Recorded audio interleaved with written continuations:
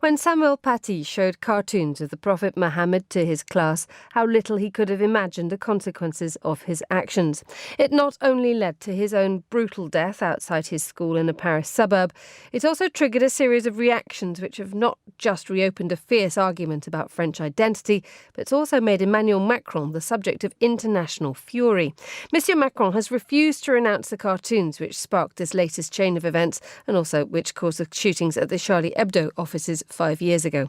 Well, to discuss Monsieur Macron's words and his consequences, I'm joined by Nabila Ramdani. She's a French-Algerian journalist and broadcaster who specialises in French politics, Islamic affairs and the Arab world. Welcome back, Nabila. Good morning, Emma. This has been described as a mini clash of civilizations, hasn't it? There are two areas which are really, in turmoil here. We have the domestic issue and we have the international issue. Let's deal with the domestic issue first. Monsieur Macron has riled a lot of people. Yes, indeed, and dare I say, it didn't really start with Paty's horrific beheading. In fact, the tone was set much earlier this month in Macron's so-called anti-separatism speech, when he clearly defined Islam as a problem that threatens society. He very quickly spoke about Islam being in crisis all over the world and linked it with separatism. And if only superficially, this was cruel and unnecessary. And it was very obvious to everybody that this kind of framing of a very complicated issue would stir up Islamophobic feeling. And that's, of course, exactly what it did. And now you have to take all that in the context of France's legacy as an imperial power and France's imperial history, which included, of course, the conquest of major Muslim countries and horrific crimes against their population. And this legacy still lingers, especially when we consider how murderous colonialism in countries such as Algeria is, and is still very much within living memories. Tied into it as well is the prospect of re-election that he's facing, and also the issue of secularism in France, laïcité. One wonders whether he is pushing the reform of the image of Islam in France for whatever reason. Is it to make sure that he pushes back against the far right, or has it got something more profound to do here? The fact that what some people have described as the intellectual journey of secularism in France. Well, France is, of course, a determinedly secular republic, to the extent that there's a perversion of the concept of secularism by the establishment, which allows a staunch anti-religious feeling across all sections of society, from the far right to the hard left.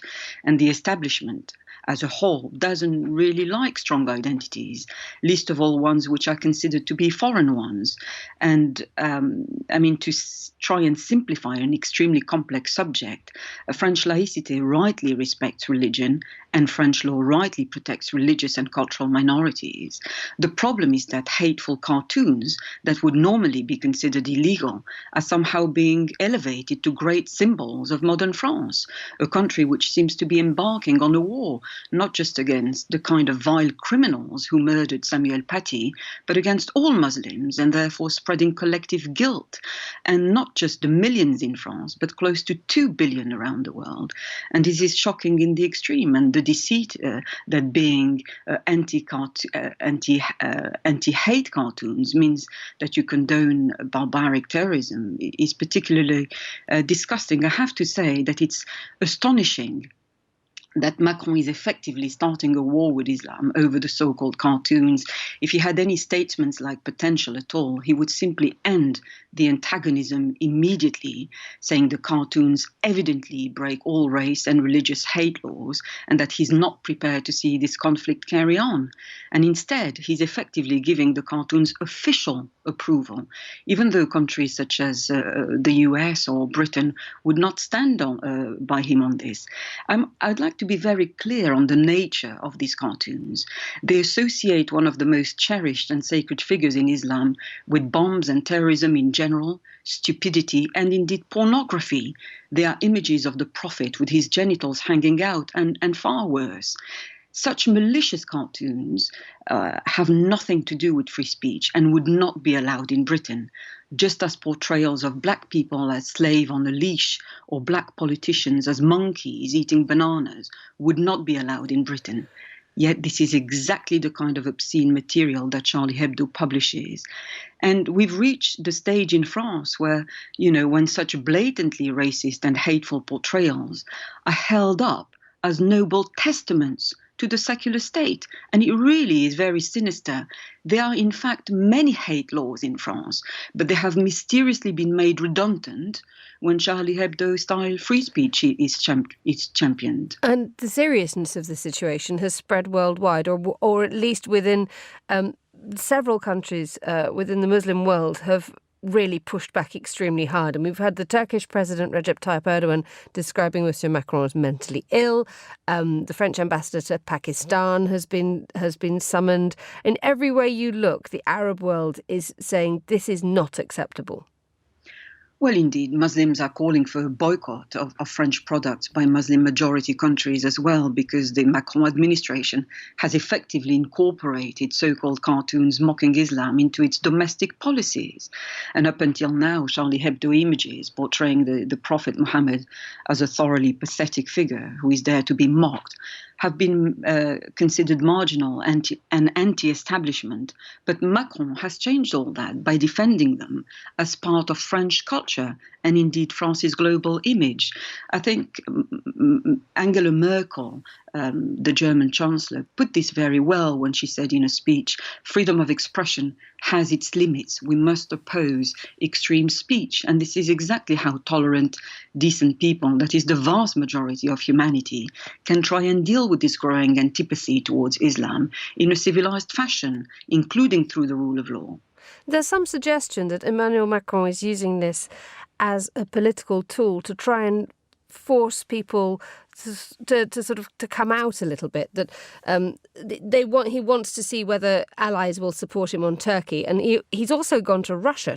He's also approached the Russian President Vladimir Putin because the attacker was of Chechen origin, the man who killed Samuel Paty. Some are suggesting that he's actually using this as a tool to try and get international allegiances or work out who his friends and allies are. Well, I think it's a very misguided way of finding out who your allies are, to be honest. But I think more crucially, Macron is trying to make out that the appeal for a boycott is limited and that a radical minority is involved. But it's clearly not a radical minority that is complaining about France's new approach to Islam. A good example of this is that Morocco is among the countries that has condemned the support of the cartoons. Morocco is a key ally of France. There are millions of French Moroccans and much trade between the two countries. Morocco was, of course, a French protectorate up until 1956, so any signs that France is still sounding like an arrogant colonial master creates particular antagonism.